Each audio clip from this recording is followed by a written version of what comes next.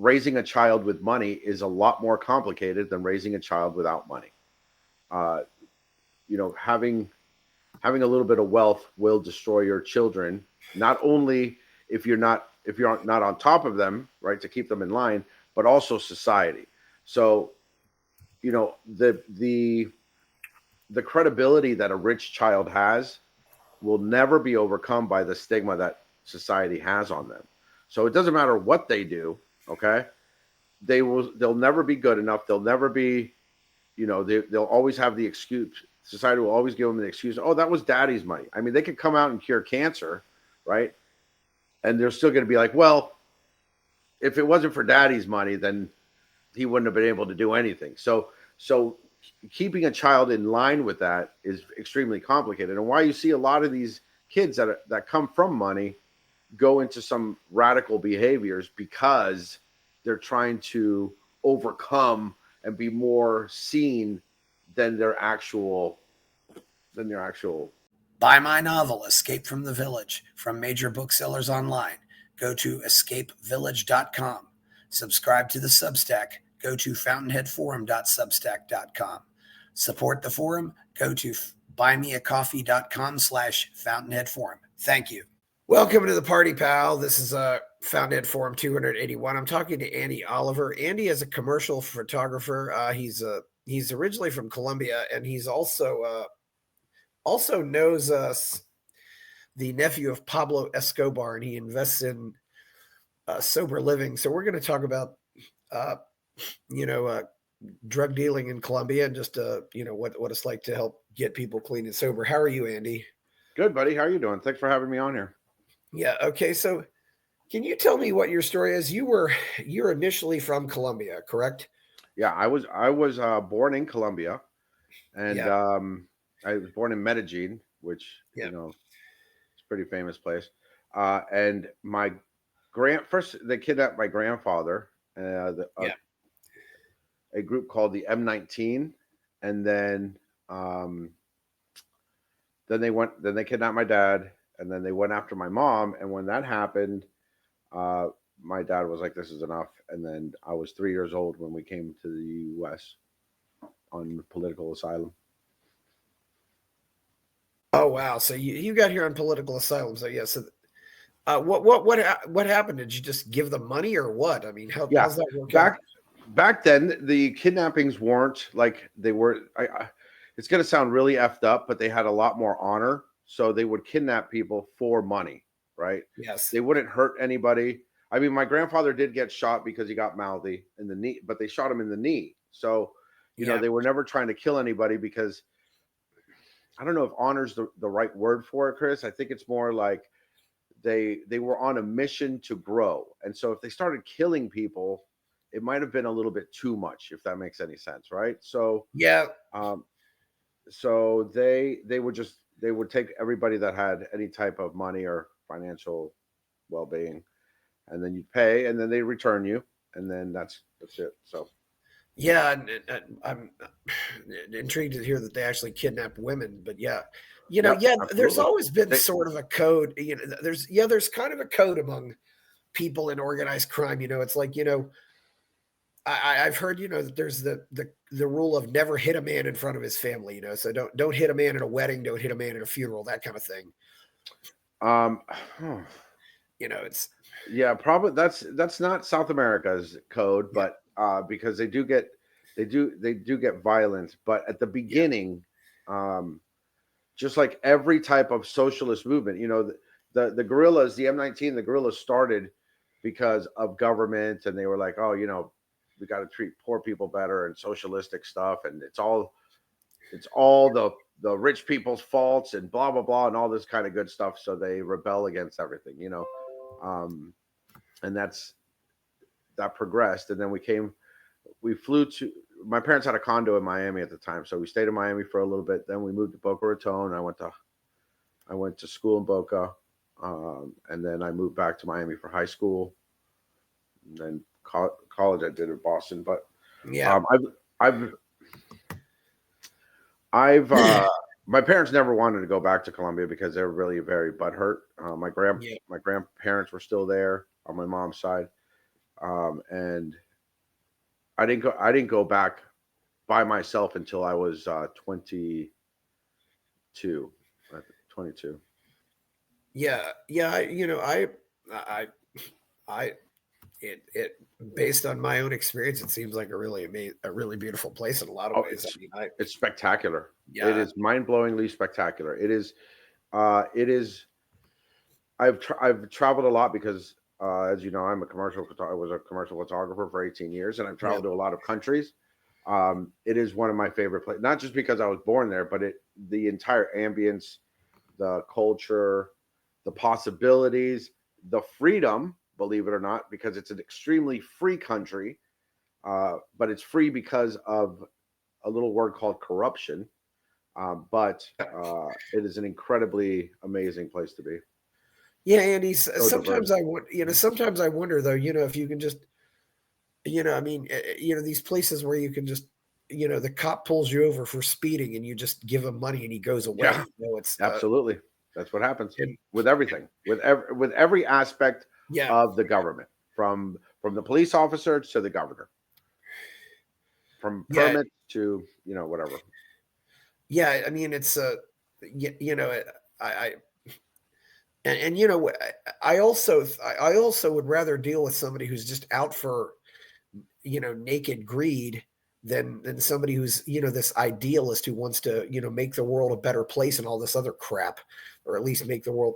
The Well, M19. This is a well, the 19th of April movement. I'm curious, what can you tell me about this group? I hear about so many of these different groups that well, the are M19 all doesn't over exist. South America. Yeah, the M19 doesn't exist anymore because, Yeah, like everything in life, somebody, one of the group members comes out and then he's like, "Oh, I'll make a better group and a bigger group." And, yeah, these people, when the group itself isn't going on the standards of what, one of the people, somebody rebels and they're like, "We can make it more powerful and then more powerful and then more powerful."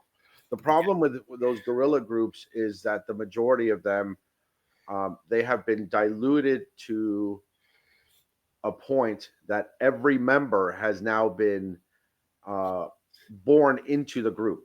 Okay, yeah, so let me explain. So before, some of these groups would come from very, some of the people, some of the leaders would be from very prominent families, and they would have outside education coming into the group when they're building it. Currently, the majority of the people that are in those paramilitary groups and those guerrilla groups, they're born into the group. So it's either they were taken as a child from some of they're called campesinos, from the local people, or they're the family of the actual group members. So their morality levels have yeah. completely changed or are in sync more um, with that group. They don't have any external influence, if that makes sense. So, Andy, this is what's got me intrigued. So, you're talking about a group that was founded by, as we'd call them in America, spoiled brats. It was founded by spoiled brats. Absolutely, it's the Che Guevara's of the world, the Fidel Castros, that type of people. Well. You know who another spoiled brat was? Osama bin Laden. I mean, Absolutely. This is something that I find really intriguing is that you have these, uh, so many of these people that are born into money are just causing lots and lots of problems in this world, and they have Well, yeah. and they have mommy and daddy who will always bail them out, I suppose. You know, Well, I will always say this, and I've said this to a million people, and the majority of people think I'm insane, but raising a child with money is a lot more complicated than raising a child without money. Uh, having a little bit of wealth will destroy your children. Not only if you're not on top of them, right, to keep them in line, but also society. So you know the credibility that a rich child has will never be overcome by the stigma that society has on them.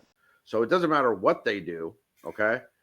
They'll never be good enough. They'll never be, they'll always have the excuse. Society will always give them the excuse, "Oh, that was daddy's money." I mean, they could come out and cure cancer, right? And they're still going to be like, "Well, if it wasn't for daddy's money, then he wouldn't have been able to do anything." So keeping a child in line with that is extremely complicated, and why you see a lot of these kids that come from money go into some radical behaviors because they're trying to overcome and be more seen than their actual situation.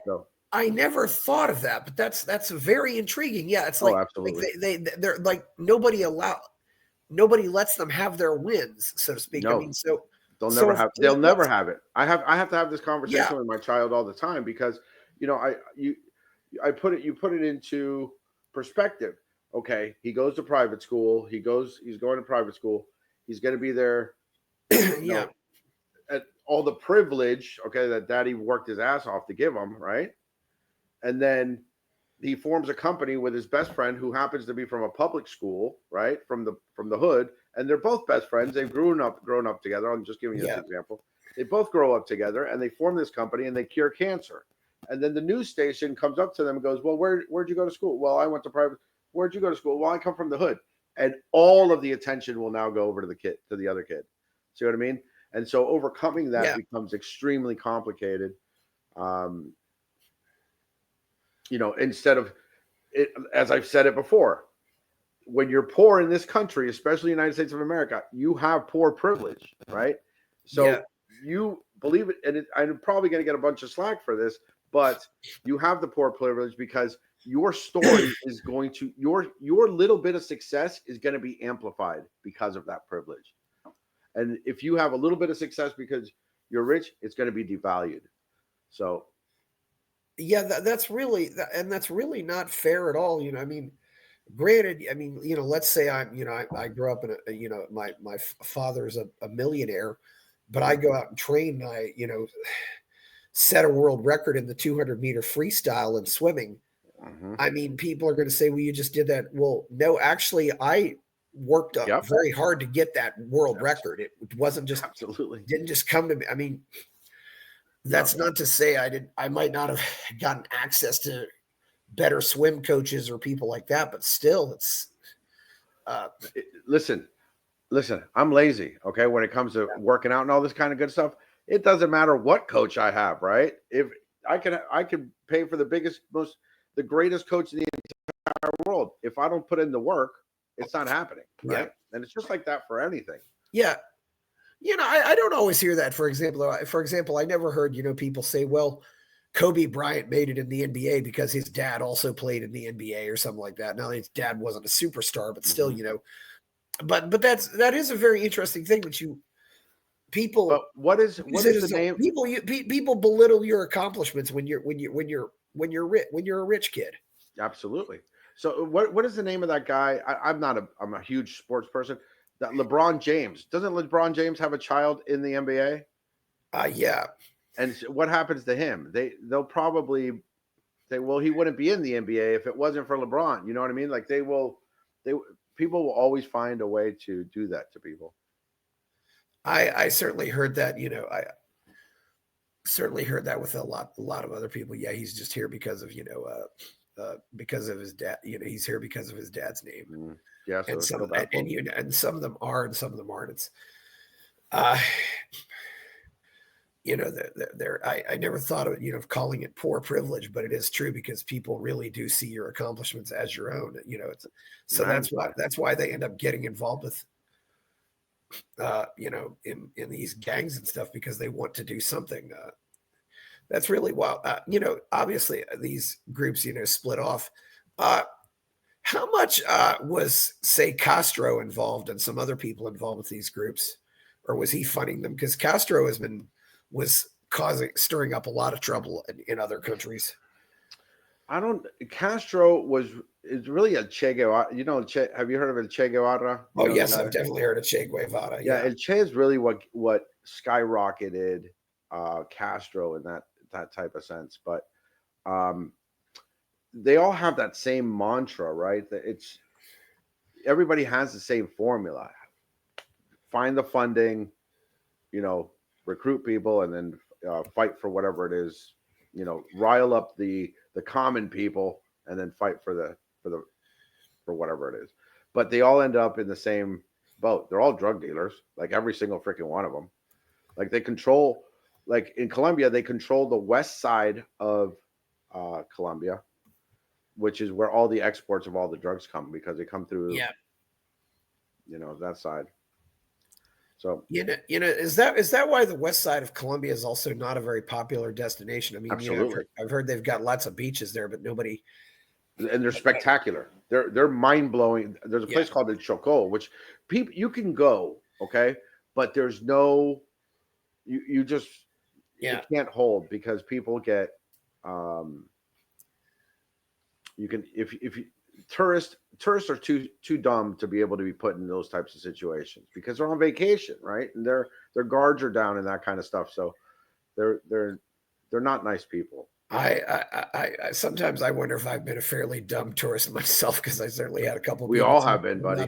not to go to Colombia, and the city I've been to in Mexico the most is Acapulco. So Oh, there you go. It's I mean I go to those places that are always in the red zone on the State Department's website saying do yeah, not travel. yeah. But anyway, The majority of places are on do not yeah, travel, and to be honest with you, out of all the countries that I've been to, which is a lot, uh, the only place I've actually gotten in trouble is not in trouble, but the only thing I've ever had anything happen to me was in Italy, in Milan, on one of the little subway cars. Some little 15-year-old kid tried to mug me in the middle of the day. So if you have common sense, yeah. you're not going to the ATM at 3 o'clock in the morning trying to buy a bag of cocaine, and in Colombia, you're going to be just fine. Like I guarantee you. So I sometimes I wonder if it's just because people tell me, you don't know how big you are, and if you're a bigger guy, I think that helps. But I didn't think I was that big a guy. But there nope, could be they a lot have of factors. nope, they have something. They have a drug called burundanga down there, which is Yeah. scopamine, and they use that a lot on people. So your size does not matter. Also, like put in your drink or something. They blow it, so it's like a little powder, and a lot. They sometimes they put them in a book, and then they'll just open the book and shut it, and then that little powder will get you, and you lose all your will. So it's kind of like laughing gas or something like that. Well, you're awake and you're conscious, Yeah. but if they'll tell you, hey, let's go to the ATM and pull out money. You just go to the ATM and pull out money. You lose all your will. Oh wow. Yep, and it's legal here. They do it. The drug comes from angel trumpets. You know what angel trumpets are? Is that also called Toei or Angel's Trumpet? No, they're like these. I don't know where you are in the States, but they're like these plants that hang upside down. They're called angel trumpets. You'll see, they're all over Florida. But I'm like, if you dry Angel's those Trumpet, things out, yeah. yeah, you take a Yeah. nap under them, you're sleeping very well. Yeah, flowers that hang. Yeah, Yeah, yeah. So but Colombia in general is a very, very safe place, especially for tourism. It's extremely inexpensive relative to other places on the planet, right? Like you're not reaching Asia levels of inexpensive, but you're in very good places. You're very safe because, like you said, if you get pulled over by a cop, you can pretty much buy them off for a couple of bucks, right? And then you're pretty free to do whatever you want. yeah, it's definitely. I want to point out this is not legal advice. No. This is not tax advice. This is not immigration advice. This is not financial advice. But so yeah, so that's. I never thought much about how what. But it's like they want to accomplish something, so they just completely rebel against their families and do something that's so off. I mean, I don't know if. Yep. They want to be seen.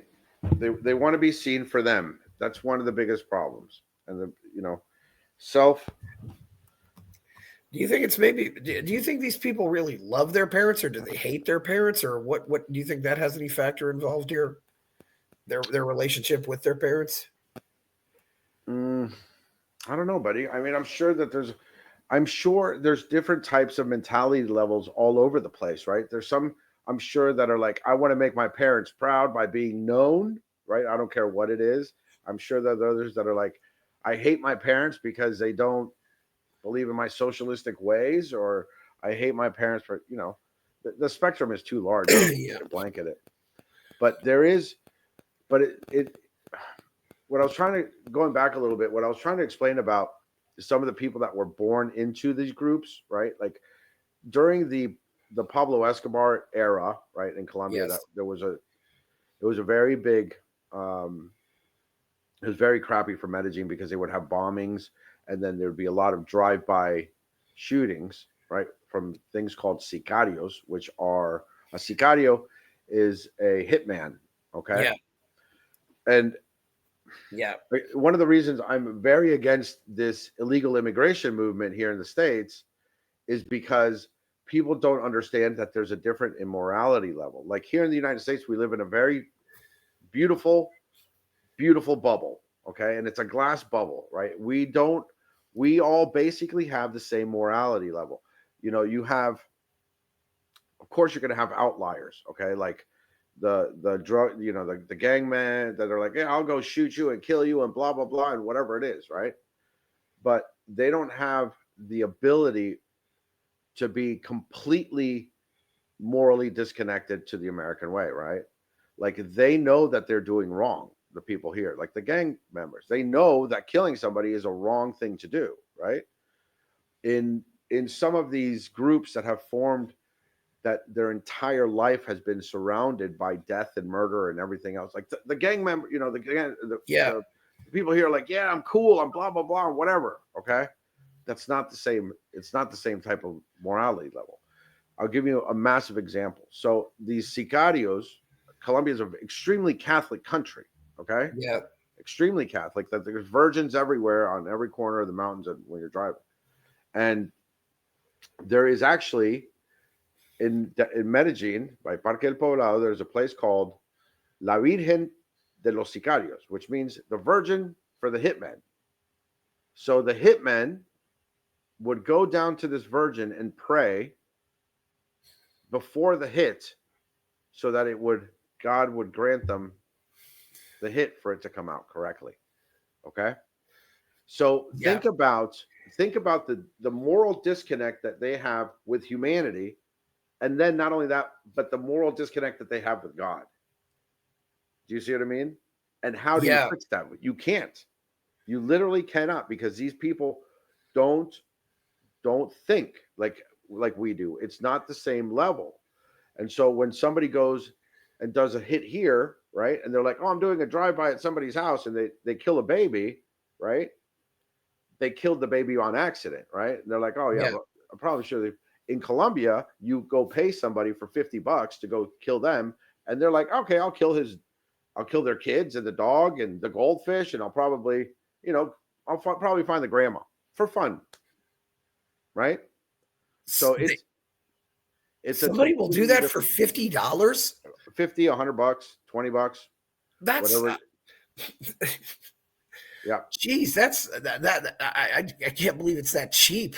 no, I it's would have I would extremely have cheap. thought it would have been at least $1,000. I mean, No, buddy, you're $50 is a lot of you're not money. talking about just going punching somebody in the nose or something. It's No, no, no. I'm sure there are hitmen that are more complicated, right, for certain yeah. situations. Like if you're, Well, but if you're, the value of life is dependent on how much value the guy needs to survive, right? true, So, yeah. But every time you do a hit, you also become a target. from who? The people's family that you just killed. Sure, but they Yeah. don't know who it is. I mean, they're not going to know. Okay. Yeah. Sure, but it's a very endless circle, okay, that has happened. And the solution is extremely complicated because you can't you can't negotiate with people that don't have your same moral level, because you have no foundational ground to even start the negotiations in, Oh right? yeah. So that it's impossible. It's impossible. Yeah, I wonder about that too, Andy. There's so many things I love about South America. I knew a guy from Brazil who was a really great guy, but people would tell me that he would write his name on everything, and that he was always locking stuff up because he came from a low trust society. Yeah.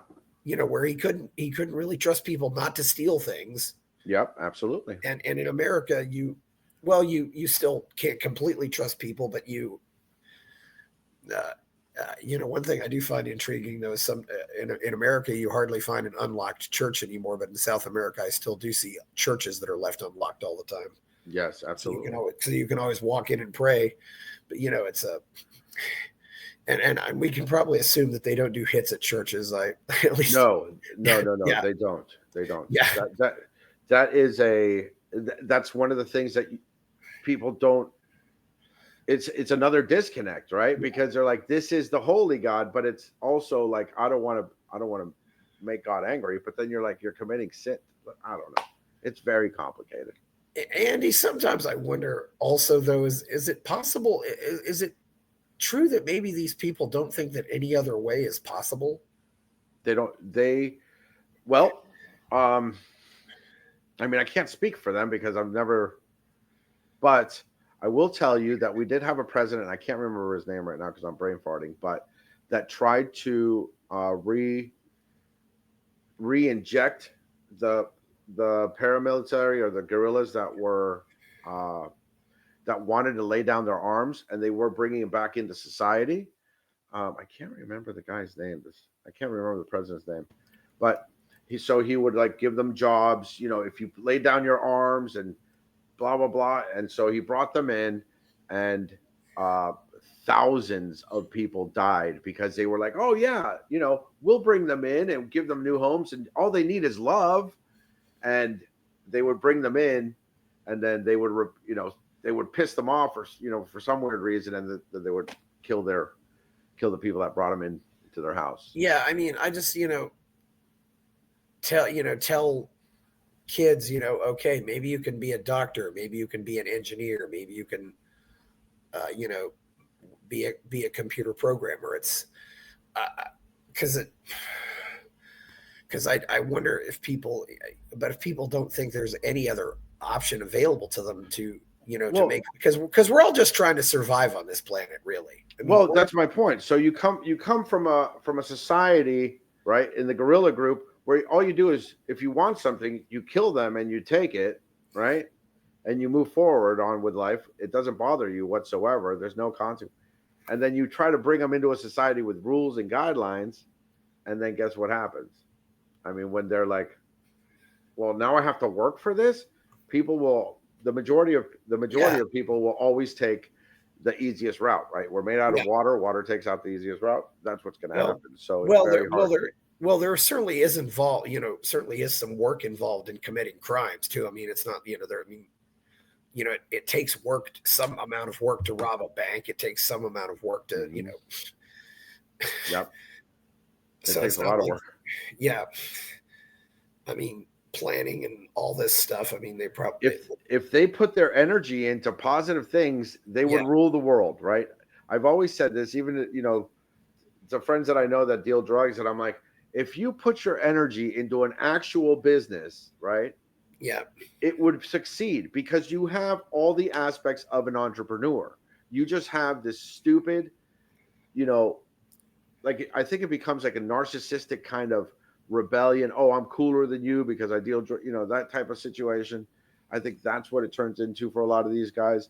And so, overcoming that is really hard. And then overcoming everything being easier, right?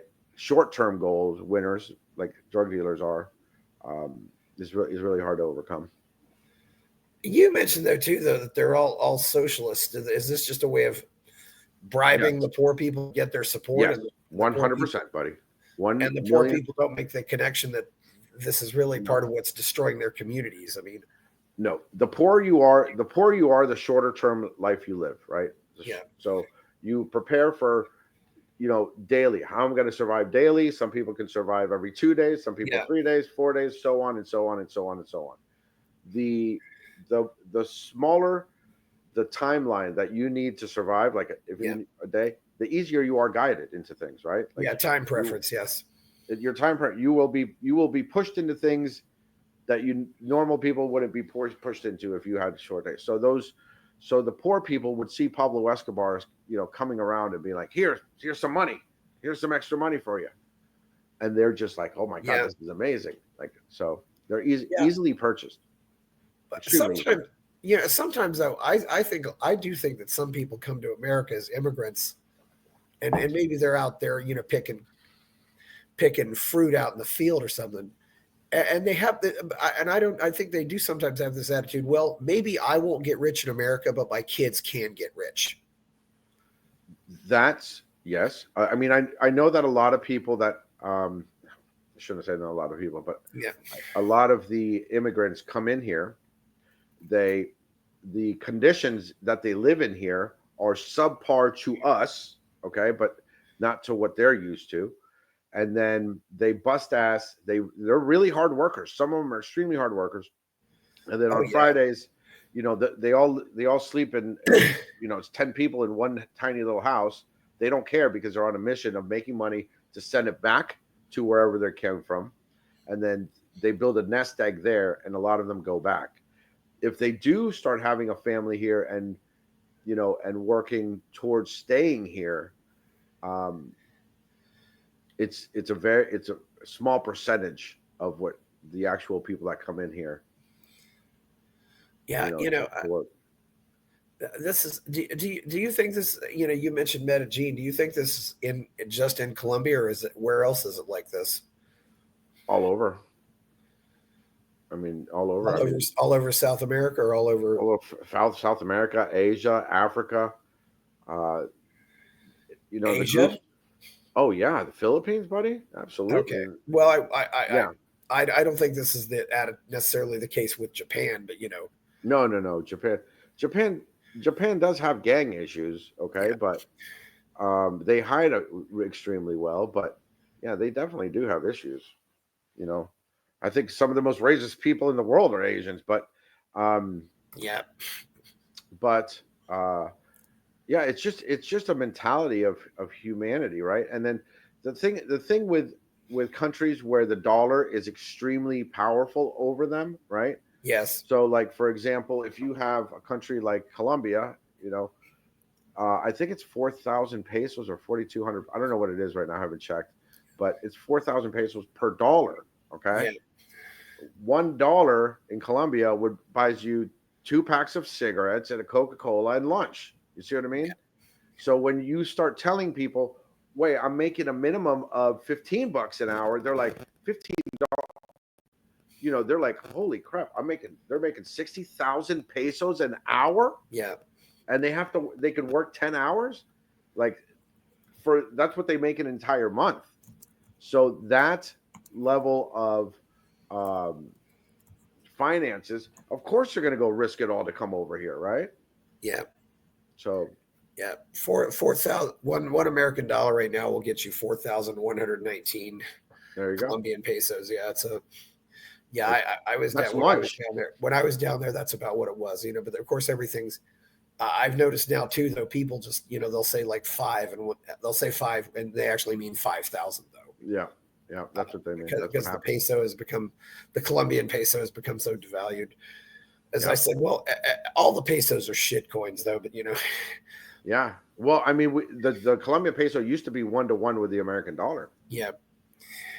And the American dollar's lost so much Yeah. value over time too. So just imagine what it really is compared to the Colombian peso, right? See what I mean? Yeah, So, I mean, yeah. Well, that's the thing, and the hard thing about that too, though, is you have no you can't plan for the future, because you don't know what the price. You can't trust that something is going to be the same price in a year that it is now.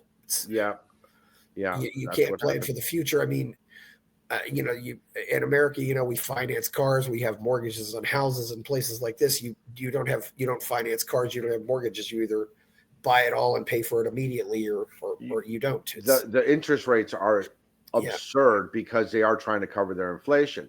The difference for credit cards, like the Colombian credit cards are pretty funny because when you are at the cash register, okay, you decide how many payments that purchase is going to be paid off in. So when they put, like, let's say you're at the gas, at the store buying a television, and they're like, "Well, I'll pay it off in 6 payments," and so that charge will come, on your statement with 6 payments. You could go to the grocery store and be like, "Oh, I'll pay that off in 2 payments," right? So you could have uh, multiple payment lengths for items on one statement, which is pretty interesting to me. I thought that was a pretty cool way to do it. Yep. You mentioned you told me that you actually knew Pablo Escobar's nephew. What can you Yeah, tell us about Paulo. Pablo Escobar? Because I mean, we don't really have any official statistics on this, but he's widely being considered the richest drug dealer ever. I mean, He is the richest known drug dealer ever, yeah, the known one. yeah. There's another family in Colombia called the Ochoas, which are extremely they're see another here's another thing. So going back to that rich versus poor thing, Yeah. Pablo Escobar turned into a legend, right? Because he came from nothing and he grew up. He went along the ranks and became super powerful. The Ochoas are all a predominant family, and those, if I was to put monetary value, the Ochoas are much, much, much, much richer because they're still doing it and they're still around. So the Ochoas are much, much richer than the Pablo Escobars. It's just that they forefront him as the scapegoat and the person that has it all. But they own Pablo Escobar. Oh, so he was actually owned by the Ochoas. So yes, Oh so yeah, buddy. yeah, and he had kind of had that look where he just looked like a guy you couldn't. He almost looked demonic. Some of those pictures you see of him, and of course he was dead in his 40s. So that's one thing. These drug dealers generally don't have a high life expectancy because something Well, happens. they do in Colombia. What happened with Pablo Escobar is, they put him in. I don't know if you know the entire story, but they put him in jail, and he was like, "Well, if you let me out of jail, I'll pay your national debt." That was crazy, and so uh, they were like, "No," and then they let him build his own jail, which was insanity, right? But you could just buy everything down there, and then he decided he wanted to run for Congress. That's the reason they came after him, because now he was overstepping the areas that the government allowed him to be in, right? And so now he's like, oh, now you're trying to infiltrate our government, and so they the U.S. quickly pulled the plug on that thing quickly because they were like, he's definitely going to win. I mean, he had the support of all, I mean, pretty much all of Medellin. Yeah, so Medellin was so I assume the city was all behind this too, or The poor people of Medellin, you have to remember that there's more poor people in Medellin than there are rich people, right? And then those oh rich yeah, people, then the rich people with the drug dealers were getting rich because they were part of the drug dealing, right? It was like a drug dealing mutual fund that they would invest in and then they would get money back out. The amounts of money were so large that they didn't know what to do with them, Chris. Like yeah, they had no physical way to deal with them. So they had to bring other people in to start laundering the money. So like yeah. I don't know if you remember, but or I don't know if you know, but Miami is called Magic City.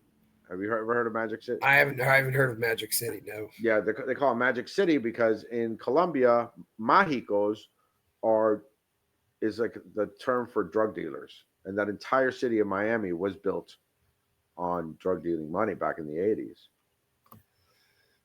I didn't It, realize that. Of course, Miami has certainly grown a lot in the last 50 years. I mean, it's oh, absolutely. But the foundation of Miami was it's all drug dealer money. And it all went like when Jimmy Carter brought in the Cubans from the Marielitos, yeah, that Fidel Castro was like, open the gates, and he was like, I'll take all these people that we had in jail. Um, and then Jimmy Carter let them all come in, right? And then it combined with the Colombian drug trade with all these criminals that came into Miami. They overpopulated Miami, and Miami was a disaster in the 80s. I mean, just go look at some of the stories. Dadeland Mall. I mean, there was it was a couple hour shootout with Uzis and all these drugs. I mean, it's insanity. For that time, it was crazy to have Uzis shooting in a mall. It was crazy time.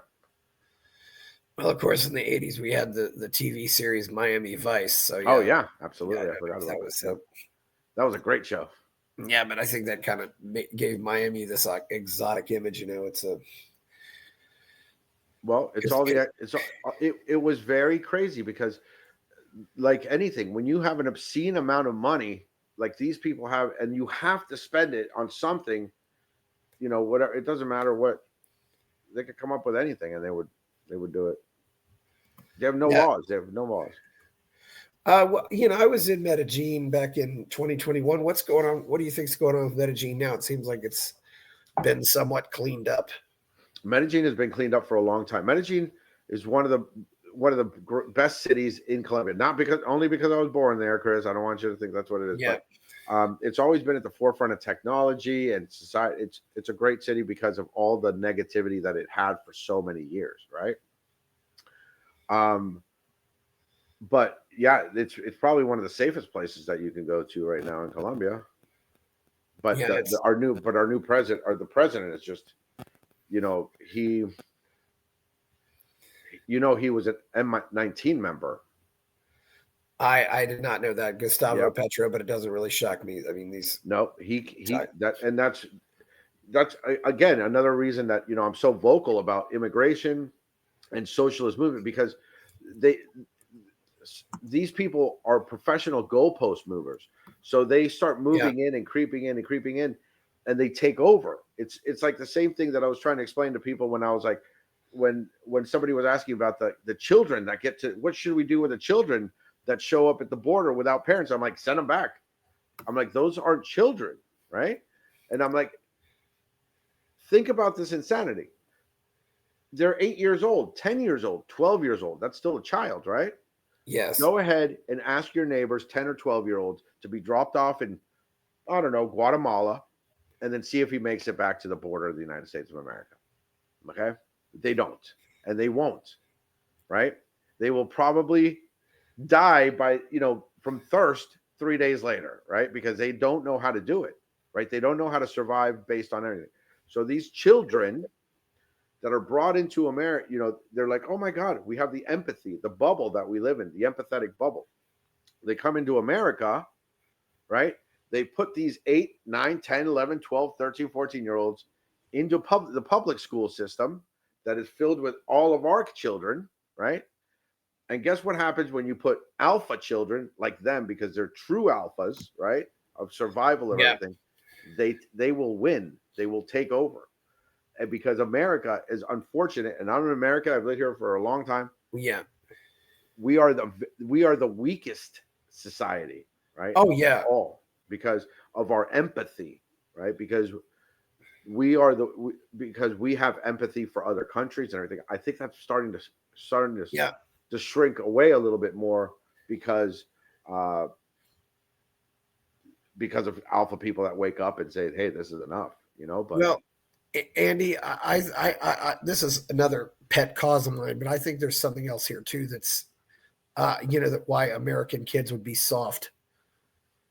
My grandfather, when he was 6 years old, walked 2 miles each way to school. Something absolutely, like that is unheard of now. absolutely. And that's I think a huge factor in why American kids are just so soft. But but it's a You can factor. go to Peru and see a 6-year-old rowing a canoe on the river, Yes, and he's absolutely, not wearing a life jacket.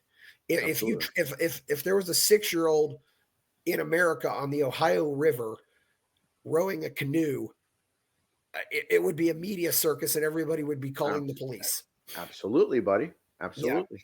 That happens for two reasons. Number one, the walk into school situation is yeah, because the news has amplified the dangers, right? To try to keep yeah, people safe. And then we have allowed other societies to come in that put things into danger, right? So um, again, when we had a society that everybody was strong and powerful and capable, you're like, oh yeah, have the kid walk to school. I mean, Jesus, when I yeah, was a kid, my parents were like, get the hell out of here. If there's a light on, then you yeah, come in, right? If the light's still off, then you stay outside and go do whatever you want to do, right? yeah, Like funny because like my adopted kid, his birthday, we had it at a place called Catapult. I don't know if it's like a indoor park, you know what I mean? And they jump around and they're doing all yeah, this stuff. And he was like, well, he calls me Uncle Andy because he's not, And he goes, Uncle Andy, did you have this as a kid? I was like, yeah, but they were called construction sites, and we had to like worry about nails and getting busted and a whole bunch of stuff. Like that's what we did.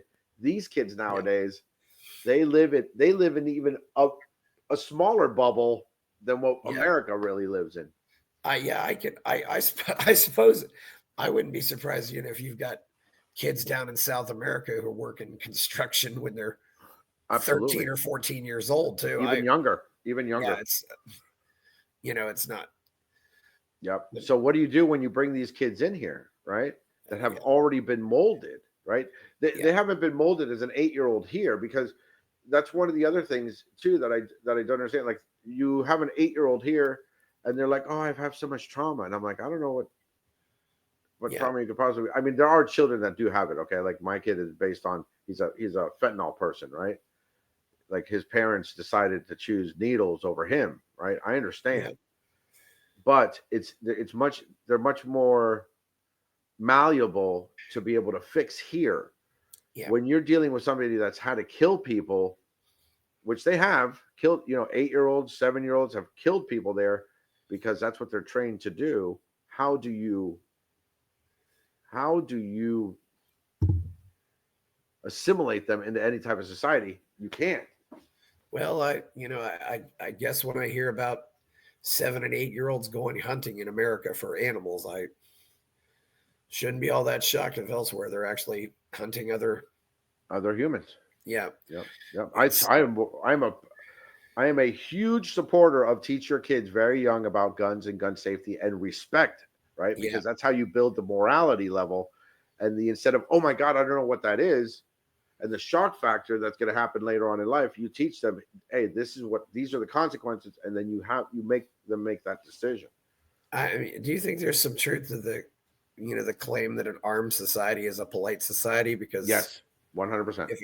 Because these are places probably where the poor people don't have a lot of access to guns, and no, they have access to guns. Okay, shotguns for personal protection, but to have guns is not allowed. Yeah, I mean, so many places it's just they think making guns illegal is going to get rid of all the crime, and it doesn't. No, it does not. It will amplify the crime because the bad people have the guns. Yeah. I'm a huge. I was talking this with my girlfriend yesterday. I'm like, I'm a huge supporter of the Second Amendment. I don't care if you're mentally. I don't care if you have a mental issue or if you're a felon. I don't think your gun rights should ever be able to be taken away from you. Does not matter what you've done. Okay, because number one, they're still going to get a gun, right? Like if a criminal wants a gun, you're going to get a gun. Yeah, it happens all day, every day. So why are you even in any measures of taking anybody's rights away? So that's my personal opinion. Get as many as you can. Yeah, I definitely agree with that on guns. It's do you just know Medellin, or what do you think of some of the other Colombian cities? Because I've been to Bogota, and I often jokingly say, well, the drug dealers won't kill you, but the altitude might. That's not even that high of a place. Yeah, there's a place called Manizales that is higher. No, I've been all over Colombia. I love that entire country. I mean, you go Parque Tayrona, which is all the way in the north, which is one of the most beautiful beaches you will ever see in your entire life. I mean, you can rent hammocks that go over the ocean, ride horses. You could go all the way down to Leticia, which is one of my favorite places because that's the border between Peru and Brazil. That's the Amazon jungle. I've spent many weeks there. You could go to Chocó, which is like going back in time. Into the beaches. And then the east, I mean, obviously the east, it's the end of the Andes Mountains, so it's beautiful. I've not been to Leticia. However, I have been to Iquitos. Oh yeah, Iquitos, which is probably like the Tres Fronteras, but a little bigger, and it's only in one country. But but again, but another city that you either fly there or you go there by boat. It's absolutely. Do you think that's part of the? Because one thing I didn't realize when I visited Colombia is a very mountainous country. Do you think that helps? I mean, it's very hard to build highways and travel. roads in these countries. It's extremely. The tunnel going to Medellin was the longest tunnel I've ever been in. Oh yeah, it's cool. It's super When you cool. go to and from the airport, you go through this 10-minute tunnel. Yeah, and that's the second one because they tried to build a couple of them and they fell into each other. But yeah, it's incredible. But the airport in Medellin isn't in Medellin; it's in Rio Negro, which is up Yeah, at the top of the mountain. It used to yeah, be down in like the executive airport is now in Medellin, like the local yeah, airport for local flights. But that coming in through that valley is insanity yeah. You have to for a have lot of this. places. You have to have a lot of flat land to have an airport somehow, because you don't want to have to, because there's always the risks of the planes hitting the mountains. Yeah, It's a and the very side tricky and the thing. drafts, the side drafts or whatever they call them. You I'm not. you said they actually had several attempts at building that tunnels, and Oh they yeah, failed. Oh my oh yeah, goodness. Oh absolutely. gosh. And there was multiple tunnels. Those one of the problems with Medellin is that I mean because you've been there. The mountains are like this, like it's a Oh yeah. valley like this. It's not a joke. So there's a lot of mudslide. What do they call them? Mudslides or you know Mudslides, rock slides, or rock slides and all that kind of good stuff every time it rains because Medellin only has two seasons, right? It's either spring or it's raining. Like that's it, right? It's called la ciudad de la eterna primavera because that means the city of eternal yes. spring because the weather's perfection at all times, right? Yeah. Well, also because Medellin is about 5,000 feet up, it doesn't get super hot. Like Yeah, it probably does get super hot at some of the beaches. yeah, yeah. Cartagena. Yeah, I have a place called Coveñas in Colombia. Yeah. Yeah, which is spectacular. It's also getting overrun though by because that's what happens. People start coming in and start buying, but it was very private at one time. Well, Extremely. that's one thing also, though, because Colombia is still close enough to America that they can fly some of the more mid-sized jets there. I Yeah, mean, so you can fly 737 from Miami to Colombia. So yeah. It's yeah, three and a half, you three you can hours. you can go directly. You can go from an American airport directly to 4 or 5 cities in Colombia now. Yes, I mean, in absolutely. Colombia, I mean, Medellin, Bogota, Cartagena. Barranquilla, I believe, Yeah, Cali Cartagena, and and Cali. maybe Cali. But yeah, it's Yeah, yeah, but talking about infrastructure, do you think they'll ever build a road through the Darien Gap? Have you ever been around there? I have been. I have been to the Darien Gap. I ran into a little bit of issues in the Darien Gap as a photographer. Uh, I was held for a little bit. Not, I don't want to say held as in I was tortured or Yeah, they were doing background checks and running all the paper, make sure that everything was there. No, yeah, they probably will never do it. They've tried. Many people have tried to do it, but they probably will never do it. because they don't want to connect the places, or there's just because it's too rugged, or what? It's too rugged, right? It's Yeah, too rugged, and the cost of it does not outweigh the benefit of it. So people would okay, just put a little ferry on it, and that's it. yeah. I suppose maybe in some ways, the cost of building a road to a place like Leticia or Iquitos probably doesn't cost effective either. You know, It's much easier because you're on the mountain, but you need it for food, right? yeah, So the roads become extremely narrow, like they're one lane roads, right? So it's yes. minimal in those types of towns. And what's also interesting though too, though, a lot of places in South America unfortunately never got railroads, and There railroads are there actually was a lot of railroads in Colombia. oh, were there? What Yep, happened? absolutely. My grandfather was a civil engineer, and he was part of the railroad process. They stole the tracks because it's steel, so they would steal the tracks left and right. Stealing the railroad tracks? Wow. Absolutely, absolutely. For the steel. Oh my For the goodness. steel, So they would steal the steel for the steel, and so that became a massive problem.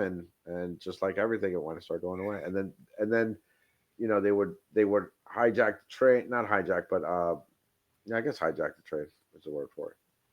well, that was something that you'd have happen in the old west. Somebody would rob Yeah, a train. It wasn't, and I've heard, that there are still gangs that hang out in the Amazon rainforest and stuff like that. They're kind of like pirates. I mean, Yeah, well, not inside on the borders of the Amazon, because you have to yeah, remember traversing into there's no, if you might get into the middle of it, but you're not coming out of it. You know what I mean? yeah, So there's no, yeah, but on the sides of it, absolutely, through Peru and everything. You have to remember that in Peru, it's legal to go grow coca leaves. Like it's 100% legal. Okay, and for the I don't know if the word is Aboriginal. My English is not the. I mean, it's good, but it's not. I still get stuck because I still speak thinking Spanish. The locals, right? The campesinos are allowed to grow all the cocaine they want to grow, and it's legal, right? That's where yes, Coca-Cola imports its coca leaves from, right? Like Coca-Cola yeah, imports its coca leaves from Peru. So that happens. The drug dealers in Colombia are no longer growing the coca plants, the majority of their coca plants in Colombia anymore, yeah, because they're like, why am I growing these plants here when across the river I could just pay these people for their crops? So they would just buy the crops from the locals across in Peru, bring them into Colombia to process them, and then export them out. That's yeah. what's happening. That's what happens. Is this at Leticia or someplace like that? Because it's interesting. Leticia is too far eastern, right? Yeah. So it's all along the border to get it out. Well, what's interesting, there's actually no road that goes between Colombia and Peru. If you want to drive from Colombia to Peru, you got to go through Ecuador You have to go, yeah, absolutely, because you have a river. because you got the Putumayo, I believe it's called. Yeah, Yeah, Putumayo. yeah, No, and the Amazon River at the bottom. yeah, yeah, Yeah, the Amazon River. Yeah, how much you really like Leticia? What can you tell me more about Leticia? yeah. I went down there for a photography campaign that got canceled because the art director was an idiot. Yeah, And I just decided to stay down there for an extra couple of weeks because I'm like, this is mind blowing. Like I've never experienced a place like the Amazon. Leticia is cool, right? And then there's another city called Tabatinga, which is like next door, which is Brazil, which people just yes, walk. They go in and out, yeah, It's like it's an experience. But then you take the you hire a boat, and then they'll take you up to places like Puerto Nariño and other places that become more secluded, and it's an experience because the people that you meet there, even though they're being overrun by society, okay, I don't want you to think that they're just in the yeah. middle of nowhere. The people that you meet there have a different type of energy. Like they are connected to nature 100%, and it was a very cool experience. Well, yeah, a lot of the people in the rainforest actually believe that the plants talk to us. Yes, they And do. not to mention when I was in Iquitos, Hmm. the only American business I saw in there with any presence was Western Union. Uh, there was no McDonald's, no Starbucks. They They did are they not. did actually get a Crown Plaza though downtown in Iquitos, but other than that, it literally was just this all either local businesses or Peruvian businesses. It was Yeah. What? it's probably one of the biggest. It's probably one of the biggest cities in the world that doesn't have a McDonald's. Yeah. I mean, McDonald's is pretty popular. I don't think there's one in Latina. I don't. I And doubt I'm it. going to If be there's honest not with you, one in Chris. Iquitos, there's probably not one in Leticia. Yeah, I will. I don't know because I'm going to be honest with you, buddy. I'm fat from eating good, not eating crap. So, like, I can't eat that stuff. I don't really pay attention to those places, but I do know that there is one in Medellin. I mean, Oh I've yeah, seen it. there's definitely one. Yeah, Yeah, yeah. yeah, Those. but the majority of people, you know, they're very culturally, they want to stay within their culture. So I think the McDonald's is more like a treat instead of a daily thing like it is here. Because why would you go to McDonald's or have when you could eat Yes, really I know. freaking good food for a third of the price? Oh, definitely. Homemade, I wholeheartedly agree with you on that. Yeah, yeah, like homemade amazing food. yeah. It's and you always have, and that's one thing. That's one thing I say about immigrants. Andy, they come to America and when they love to open restaurants when they go someplace. Oh yeah, absolutely. Because cooking You know, cooking is essential. or just a food trade. Really, yeah. Immigrants will Cooking, always bring cuisine with them. It's absolutely, absolutely, buddy, because it is one of the, because you have to remember they're coming from countries where things close at noon, from noon to 2 or 11 to 1, whatever it is that the company is, to give people 2 hours worth of time for lunch to go yeah, home, and it's mostly to be with their family, yeah, take a little bit of a nap, and then come back to work. So food is a huge staple yes. for a And, lot of these cultures. and this is one thing also that you should realize if you travel to Colombia or South America.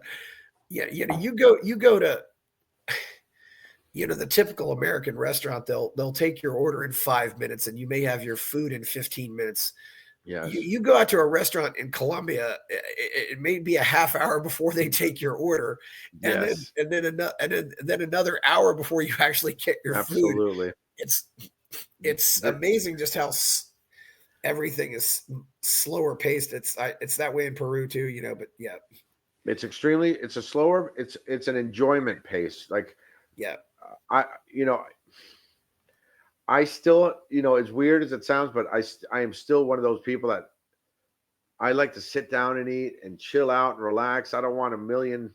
I don't want to be rushed to eat anything. And it's just one of those things that I think is more of an enjoyment and a relaxation and a mental cleanse. Is lunch is huge.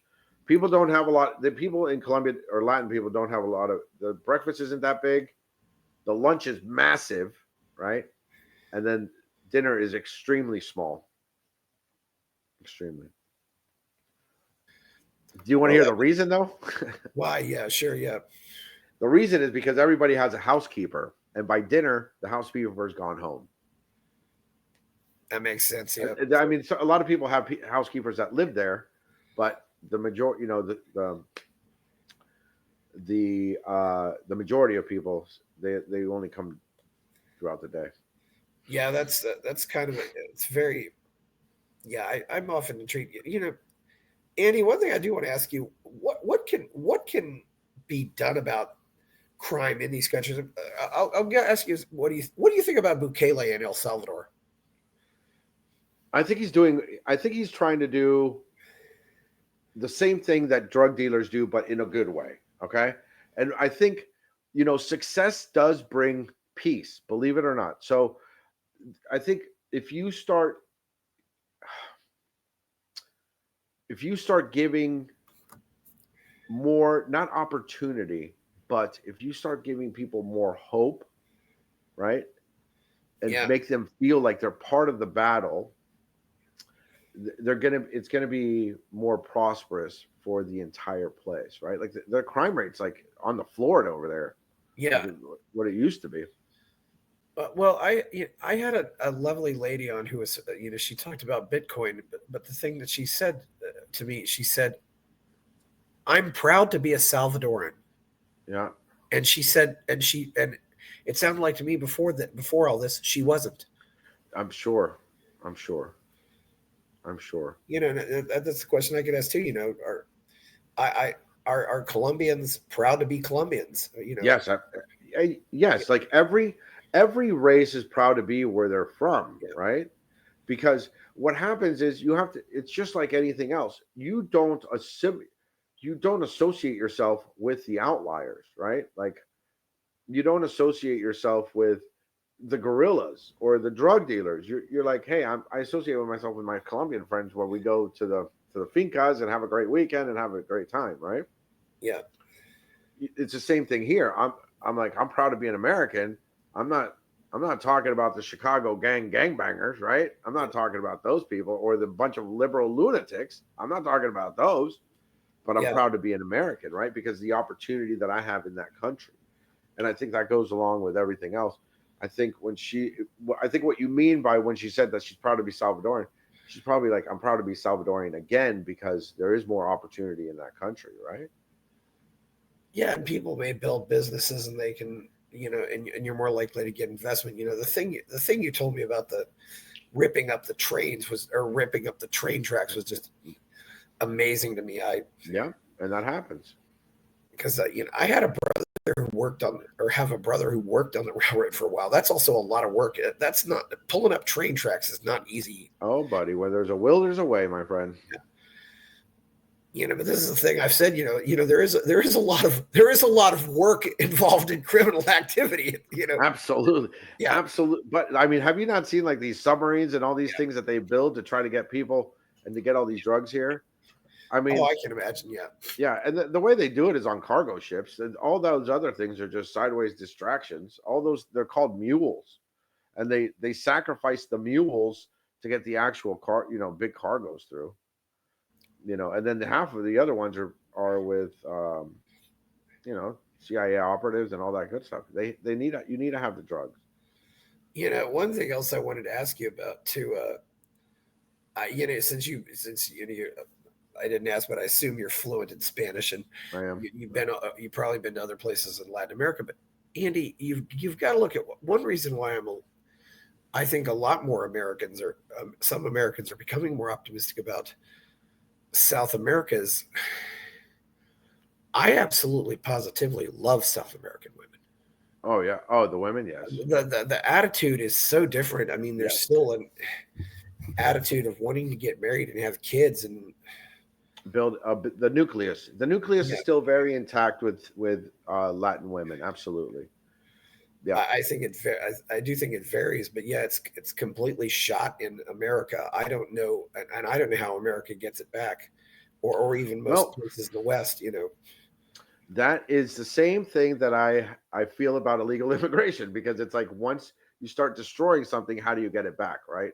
The homemaker nucleus is not belittled in Colombia. It is celebrated, right? Like it used to be celebrated here.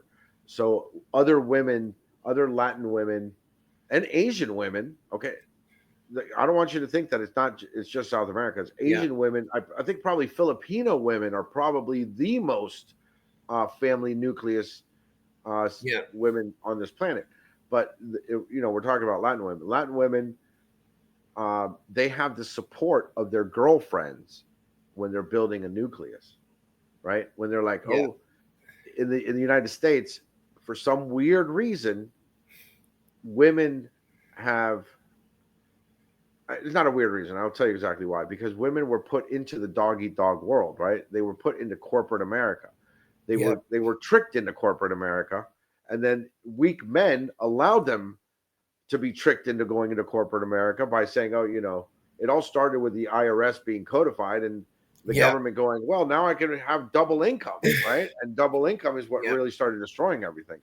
Because once you have double income, you have more money, things go up in price because we're in a capitalistic society, and things start devaluing. Your assets devalue while your liabilities gain. But the women, they definitely are supported by their girlfriends. They're like, oh yeah, absolutely, have a nucleus. Yeah, well, it's kind of like some cousins I have, three sisters. One got married, and then suddenly the other two were getting married. It was like a cycle. I've heard really positive things about women from Paraguay too. From Paraguay, I'm sure. Yeah. Also, Andy, I got to ask you, what do you think about the man in Argentina? Argentina's had, the story of Argentina. First of all, let me clear something up. If you want to have the world's best foodie vacation in the entire world, you go to Argentina. I've been to 119 countries, and I'm going to tell you right now, there is no country on this planet that I've been to personally that has more consistently incredible food than in Argentina. From all the way from Iguazu, okay? Yeah. All the way down, all the way down the entire country, right? You'll have pizza, Italian food. Because a whole bunch of Europeans came there after World War II, but the steak is incredible. It's mind blowing. Okay, you'll never have better meat in your entire life. And Ushuaia has the greatest king crab that you'll ever taste. Massive, they're incredible. But mainly he's doing what Argentinians needed him to do, because you have to remember Argentina's economy has collapsed multiple times in the past 20 years, right? Yes. And so Argentina also had a problem that would give free education to everybody that came in, right? Yes. If you landed, and uh, free residency. And so that actually had a lot of issues trying to maintain stability and people to start investing in. Millie is doing an incredible job because he's cutting out all of the red tape that was formed by having so many different parties trying to fix something that was broken already. So they just kept putting tape on a government that was completely shattered. Millie did is he's just like, screw this. We're not putting any more tape on this. We're just going to start rebuilding, and that's what really needs to happen here too. Yeah. Uh, Anything else? Any you mentioned 119 countries. Any other places that really stood out for you? For what? Depend on what? Food or just nice people, honesty, Oh cheap. man, if you want, 119. there's. I don't know if I know anybody's been to that many countries. Oh yeah, I've been very very fortunate. I spent 18 years of my life on an airplane, but I'll tell you, if you I gotta get my passport out of today so I could show you all there's it's Yeah. insanity. But the um if you want food, like I told you, Argentina, okay, if you're romantic, Yeah. I tell this to everybody. If you want romance, go to the Maldives. You will not be disappointed. It is Yeah. mind-blowingly spectacular. If you want to if you want to feel like you're on another planet and in the middle of a postcard, you go to Iceland. There's no place on this planet that is more spectacular. Okay. And when I tell you spectacular, it doesn't matter. I mean, you could look down and you're like, this is the most beautiful little stones I've ever seen in my life. If you want cheap and beautiful, go to a place called Nido, Philippines. El Nido, Philippines. Super cheap, mind blowing. Uh, I'm a huge proponent of Asia. Croatia is incredible. Uh, you know, Morocco, if you want to experience some of the coolest people, and one of the greatest experiences in Morocco, where I slept in a yurt with some camels and Morocco is awesome. Yeah, yurts. Yeah, that's pretty wild. Yeah. Hmm. Yeah. So, if you could, what would you do if you could wanted to clean up Colombia or South America? What would you do? Well, we had a president. We had a president that was like Trump, and he cleaned up Colombia extremely well. Okay, he did not f around. You need a person like Trump that will be extremely strict because when you're dealing with people again that have no morals and no situations, there's no other way to deal with them than by violence, buddy. Like that's just the way Yeah. it goes. They only accept the violence. Um, you know, uh, Colombia had an incredible era, but unfortunately, you know, the uh, the, the socialism is just too implemented into it. Yeah. What do you think is going to happen in Venezuela? Venezuela's going to implode, like all those countries did. Venezuela's done. They're going to implode. They're not, and it will implode because it'll just run out. Like there's no fixing it. So Yeah. it will go the ways of many countries, and you know, it's just like Yugoslavia and all those things. They just implode. You think there might be civil war and divide the country up then, or I mean, because that's what So happened in Yugoslavia. there's been a civil war. It's just a financial civil Yeah, war. because So because you do have a common language there. you think it's going to be a civil war within Venezuela? You mean like I mean, what's going to happen? Obviously it's going to implode, but the implosion could look a lot of different ways. well, the gun situation is going to prevent them from having a massive civil war, and then I think what eventually starts happening is the same thing that happened with Palestine. Nobody wants them, right? Or nobody wants to even deal with it, right? So until that place is completely gone, I mean, it's been 30 years. Wait, how long? It's been 20 something years in the making, Venezuela. Like, I'll tell you a quick story. Uh, when I was in Ushuaia, ironically, that we were just talking about Argentina, this was the year. I don't know. Let me see. I was 26. So 22 years ago, I was in a place called Ushuaia, and they had like one of those little tourist trap trains that's called el tren del fin del mundo, which means the train at the end of the world. Yeah, just so people know, Ushuaia is, all the way as far south in Argentina as you can go. Yeah, the furthest south you could go on the planet, actually, besides hitting Antarctica. So, yeah, we were in Ushuaia because we were actually going to take a cruise to Antarctica. So I was in this little train that is like one of those little tourist trap trains. It's called el tren del fin del mundo. And then I talked to the guy in front of me in the seating, because it was like one of those little Disney trains, I guess you could call it. And like one of those wagon trains. And I'm like, oh, where are you from? And he's like, oh, from Venezuela. This was 22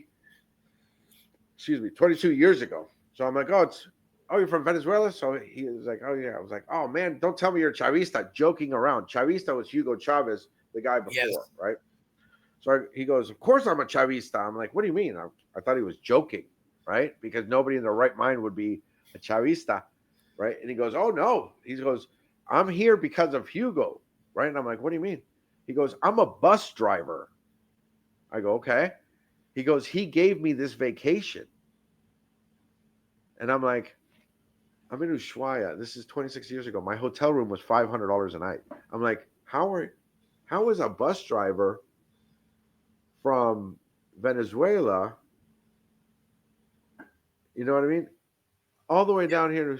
He's a bus driver. Oh, Chavez gave him the money to come on vacation. So I was like, oh, this place is, I'm like, that's just, I don't want to sound like an asshole, but that's how you build the rock solid support, just like the drug dealers did, by bribing the people that are least capable of seeing, the big picture.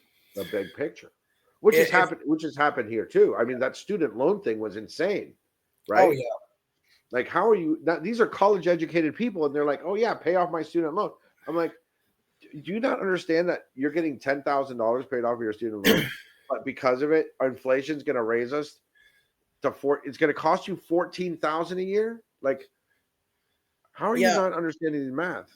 The thing that always gets me is there's never this question that go off in your head. It should say, why is college so expensive in the first place?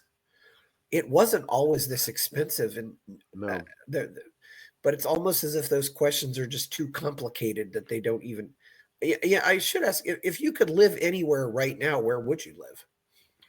Well, I used to live in Hong Kong, and I loved it. Currently, I would not like to live in Hong Kong. Okay. Back then, the way Hong Kong used to be, I would 100% want to go back there. But I love living where I am now. It's awesome. But I am looking for a new place in northeastern Alabama, just to get away for a little bit. Like northeastern Alabama. Yeah. Yep. Like Mentone and that Fort Payne area, because it's still relatively inexpensive, and it's, red state, and just I could get more land up there and everything else. So yeah. But I love the United States, especially with Trump in office. I don't have any problems with when Trump's in office. I gotta ask, when you were in Hong Kong, were you there during the time of the walled city? No. Okay. No. Do you know what I'm talking about? No. Are you talking about when it was divided? No, it was big. Well, they called it. It wasn't really a walled city, but it was Kowloon or something like that. And Kowloon. Yep. It was just this whole. Kowloon is on the other side. Yeah, on the other side. Where people just built little shacks on top of shacks and just kept building, and somehow it was a functioning society. But no, they do that in a lot of places. Argentina has that done too, and the Philippines, they do that in a lot of places when they don't have the ability to pull permits or anything, or people just don't care. No, I lived on Hong Kong Island in mid-levels. It's such a great place, man. The food, the culture, the ability to jump on a ferry and then be in places like Llama Island in minutes. Yeah. and be on these spectacular isolated beaches out of nowhere, or jump on Tiger Airways and head to Philippines for $40 or Singapore for another $40 or Yeah, but it's certainly not what it's probably not what it used to be now, though. yeah. Any places stand out for really negative reasons? Egypt. I went to Egypt. And I lasted 3 days. It's not Yeah. my type of place. I'm not a huge fan of India, believe it or not, but I've also only been to major cities in India instead of going to like northeast India by like Nepal and all that kind of good stuff that I really need to go to next time. Um, but yeah, Egypt. Egypt, I think I was too immature for Egypt, I guess, because the salespeople are grabby people. They grab you, and I don't like that. Right. So, Yeah, I don't like that kind of aggressive sales either. yep, yep, yep. And it just smelled weird to me. I don't want to be too bad about. I don't want to dog too bad on it, but Yeah. um, yeah, I don't recommend it. I just it's not my jam. Yeah, Yep. it's And funny. then anywhere in the middle of Europe. If I always tell people, if you want to go Western Europe, go to Portugal, and then just go east. East is your friend. Yeah, yeah. There's definitely certain aspects of Europe that I like better than others. I don't know, and I've been to. Of course, I'm not nearly as well traveled as you are. Well, Yeah. Andy, this has been a really good show. You have Thanks, anything else buddy. to say before we go? It's been a No, very brother. interesting conversation. I hope we can help build a better world and see what happens. Yeah. The most important thing is that we need to protect. Every country's bubble needs to protect its own bubble. Like that's the reality behind everything, and then that's how you succeed by letting you be you instead of being overtaken or forced to be somebody else, because that's what happens when people come in. So Well, it's you certainly see impact. I mean, I have a shirt that says "Don't California my Texas." It's a yeah, I yeah, don't know if it's don't New York my Florida or yeah. something. And you know what the problem is, Chris? That's really sad too, because Yeah, I used to live in San Diego also, but um, California is not Los Angeles or San Francisco or or San Diego. It's or LA. I mean, the majority of California is red. You know what I mean? And the farmers and the yeah. people, and it's There stunning. definitely is that element in California that yeah, they're very much Yeah, on it. the blue is literally the places that were invaded. To use some liberal terms, right? The people that they started bringing people in from all these different cultures, and all those different cultures start mixing and turning into mush. So that's when you go to Northern California and that kind of stuff. Oh my God! I mean, it's stunning, buddy. It's same thing with Oregon and same thing Oh with yeah, Washington State. You go east, and yeah, they're not Portland. They're not a Seattle, right? yeah. That's not how You they know, are. that yeah. That's one thing you said Iceland was absolutely beautiful Oh as far yeah, as buddy. I was concerned. Oh Yeah, yes. yeah. I can certainly Yeah, I yeah. don't know if you remember. I would tell everybody there was an airline called Wow, which was like Iceland Air, and they flew out of Miami for $99 to Reykjavik, and Yeah. I was like, jump on that. It's extremely expensive. Okay, it's Yeah. very very expensive country. To get there, it's very inexpensive, but to stay there, it's extremely expensive. Yeah. Um, I mean, I've been to more expensive countries, and you will find more expensive countries, right? But Yeah. uh, buddy, I'm telling you, you will feel like you're in a different planet. Yeah, I remember when we flew. I was flying back from Poland to Chicago, and we flew across. I think we flew across that area, and it was just so amazing to look at. Oh yeah. You want to hear something funny though? I've never been to Poland. That's the only country in Europe I've never been to. Wow, I've never been to Poland. Yeah, that's Nope. And I've had the opportunity 50 times, and I yeah, just like nope. I never had any campaigns there. I never had a reason to go there. And the only reason is because of all my friends that there's a lot of Polish people in Ireland and in the UK, throughout the entire UK. And all the people that I've met through my photography, they were like, "Oh, they're Polish. They're like, we got to go to Poland." I was like, "Yeah, we'll go," but I never ended up going, man. Yeah, I've heard it was amazing. It's nice. Yeah, one thing I do tell people, for some reason, on Thursday in Warsaw, a lot of the museums and stuff are free. So keep that in mind if you ever go to Warsaw. Huh? Yeah, yeah, that's wild. You've been all over Europe. Yeah, Yeah. Well, yeah, this has been a great show. I may want to have Thanks, buddy, for having me I on may here. want to have you back on just to talk about all the world travel, because there's just so much to talk about. Sure, we can definitely do. There's a lot of. Yeah, just go down my feed, like my stupid feed. I don't like to talk. I don't like to. I don't like to put too much information out there too, because I don't want to feel like I'm like showing off, especially on my Twitter feed, which is basically around me and just my stupid jokes. But if you go down the feed, you'll see a whole bunch of videos that I just keep posting up there. Oh yeah, videos, pictures. Yeah, there's so many. Yeah, so many places out there to go to. Oh yeah, buddy, and just it's a big world. Well, where can we find you out there on the net? I'm at just on X. Just find me on X. Okay, I'll it's put a Andy. Yeah, it's O2R Systems. The letter O, the number 2, R, and then Systems. Yeah. Yep. Okay. Yeah. Well, please like the video, subscribe to the channel, go buy my novel, Escape from the Village. People are buying me a coffee at buymeacoffee.com, and go check out my Substack. Thank you, Andy Oliver. I'm Chris Baker. We're out. Buy my novel, Escape from the Village, from major booksellers online. Go to escapevillage.com. Subscribe to the Substack. Go to fountainheadforum.substack.com.